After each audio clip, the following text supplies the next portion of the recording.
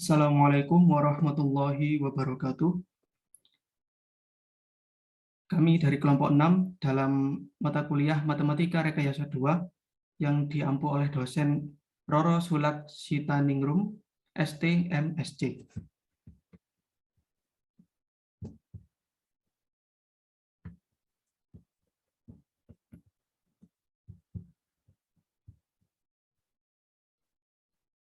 Terdiri dari 3 anggota, yaitu yang pertama Fajar Ari Setiawan, kemudian saya sendiri Ferry Mahfud Effendi, kemudian ada Adi Surya Prasetyo.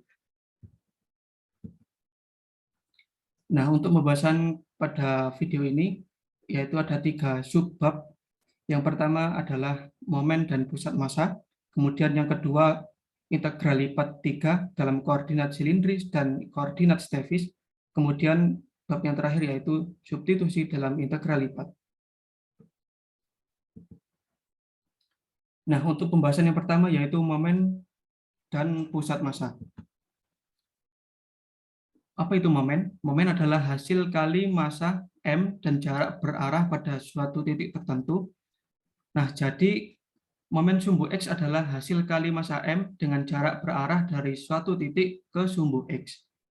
Nah, jika suatu sistem terdiri dari N massa, yaitu M1, M2, kemudian seterusnya sampai Mn, di mana masing-masing massa ditempatkan pada X1, X, Y1, kemudian X2, Y2, dan seterusnya sampai Xn, Yn. Maka momen total sumbu X dan sumbu Y berturut-turut adalah sebagai berikut. Di mana integral ganda D, Y, kemudian rho dalam kurung X, Y, dA, kemudian untuk Y, integral ganda D, X, rho, X, Y, dA. Nah, untuk koordinat X per, Y per merupakan pusat massa lamina pada daerah D, dengan X per sama dengan MY per M, sama dengan 1 per M, dan seterusnya. Kemudian Y per sama dengan MX per M, sama dengan 1 per M, dan seterusnya. Nah, berikut adalah contoh soal mengenai momen. Contoh 1, sebuah lamina dengan kerapatan rho X, Y sama dengan XY dibatasi oleh sumbu X, kemudian garis X sama dengan 8, dan kurva Y sama dengan X 2 per 3. Hitung massa total lamina. Nah, kemudian diperoleh massa lamina adalah M sama dengan 768 per 5. Nah, dari 768 per 5 ini dimasukkan ke dalam penyelesaian di bawah ini. Dan di akhir ditentukan pusat massa lamina X per, Y per, dengan X per sama dengan MY per M, dapatkan hasil 6,15. Kemudian X per sama dengan MX per M, didapat hasil 2,22. Nah, kemudian momen inersia. Momen inersia dinotasikan dengan I, yang merupakan perkalian antara M dengan kuadrat jarak R kuadrat. Atau bisa dijadikan rumus I sama dengan MR kuadrat. Nah, diperhatikan lamina dengan kerapatan rho X, Y pada daerah D di bidang XY.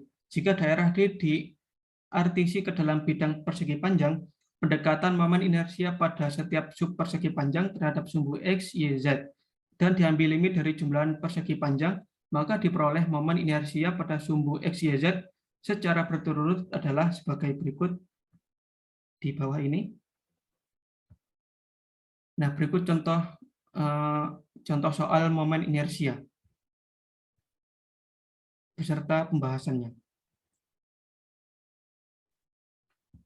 Baik, untuk subbab yang kedua akan dilanjutkan oleh teman saya. Subbab yang kedua adalah integral 3 dalam koordinat silinder dan bola. Integrasi dalam koordinat silinder. Kami memperoleh koordinat silinder untuk ruang dengan menggabungkan koordinat kutub di bidang XY dengan sumbu Z biasa. Ini menetapkan untuk setiap titik di ruang 1 atau lebih 3 kali lipat koordinat dari bentuk R, U, Z, nilai X, Y, R, dan U dalam koordinat persegi panjang dan silinder dihubungkan oleh persamaan biasa. Definisi koordinat silinder mewakili titik P dalam ruang dengan UR dengan urutan 3 kali lipat RUZ, di mana R 0,1, R dan U adalah koordinat kutub untuk proyeksi vertikal P pada bidang XY. 2 Z adalah koordinat vertikal persegi panjang. Persamaan yang berhubungan koordinat persegi panjang XYZ dan silinder RUZ adalah sebagai berikut.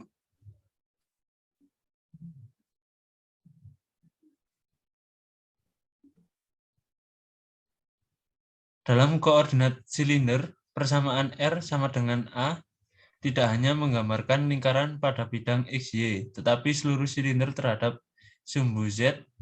Sumbu Z diberikan oleh R sama dengan 0. Persamaan U sama dengan U0 menggambarkan bidang Y memuat sumbu Z dan membentuk sudut U0 dengan sumbu X positif, dan seperti pada koordinat persegi panjang. Persamaan Z sama dengan Z0 menjelaskan A bidang tegak lurus sumbu Z koordinat silinder, baik untuk menggambarkan silinder yang sumbunya berjalan di sepanjang sumbu Z dan bidang yang membuat sumbu Z atau tegak lurus terhadap sumbu Z. Permukaan seperti ini memiliki persamaan nilai koordinat konstan.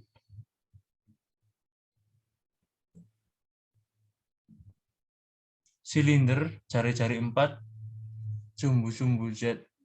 Bidang yang memuat sumbu Z, bidang tegak lurus sumbu Z, integral rangkap 3 dari suatu fungsi atas D diperoleh dengan mengambil limit dari Riemann jumlah dengan partisi yang normanya mendekati 0. Diferensial volume dalam silinder koordinat adalah dV sama dengan dz, R, dr, d theta.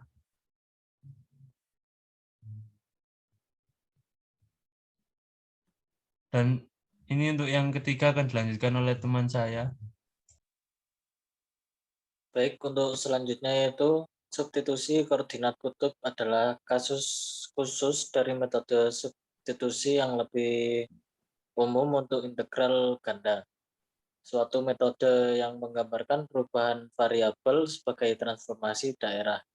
Misalkan suatu daerah G pada bidang UV diubah menjadi daerah R pada bidang XY dengan persamaan bentuk X sama dengan G dalam kurung UV, Y sama dengan A dalam kurung UV.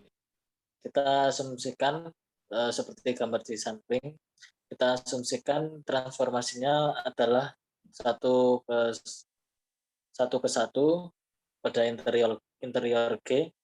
Kita sebut R citra G di bawah transformasi dan G citra awal R. Setiap fungsi f, x, y, y yang didefinisikan pada R dapat dianggap sebagai fungsi f dalam kurung G dalam kurung UV, H dalam kurung UV juga didefinisikan pada G. Untuk mengusulkan analog substitusi dalam integral ganda f dalam kurung x, y, dx, dy, kita membutuhkan faktor turunan seperti G dalam kurung U sebagai pengali yang mengubah elemen luas DU di wilayah G menjadi elemen luas yang sesuai dx, dy di daerah R. Mari kita nyatakan faktor ini dengan J. Dalam melanjutkan analog kita, masuk akal untuk mengasumsikan bahwa J adalah fungsi dari kedua variabel U dan V. Sama seperti G adalah fungsi dari variabel tunggal U Selain itu, J harus mendaftarkan perubahan seketika, sehingga turunan parsial akan terlibat dalam ekspresinya. Karena empat turunan parsial diasosiasikan dengan persamaan transformasi X sama dengan G dalam kurung UV dan YH dalam kurung UV. Masuk akal juga untuk mengasumsikan bahwa faktor J dalam kurung UV yang kita cari mencakup semuanya. Substitusi dalam integral 3, substitusi koordinat silinder dan bola dalam adalah kasus khusus dari metode substitusi yang menggambarkan perubahan variabel dalam integral rangkap 3 sebagai transformasi daerah 3 dimensi. Metode ini seperti metode untuk integral ganda yang diberikan oleh persamaan 2, kecuali bahwa sekarang kita bekerja dalam 3 dimensi, bukan 2. Misalkan di daerah G di UVW sampai ruang transformasi ke 1 menjadi daerah D di XYZ sampai ruang dengan persamaan bentuk yang dapat diturunkan.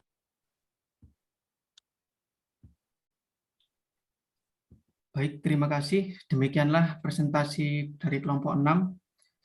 Dari kami bertiga, mohon maaf yang sebesar-besarnya apabila ada kekurangan dan salah kata.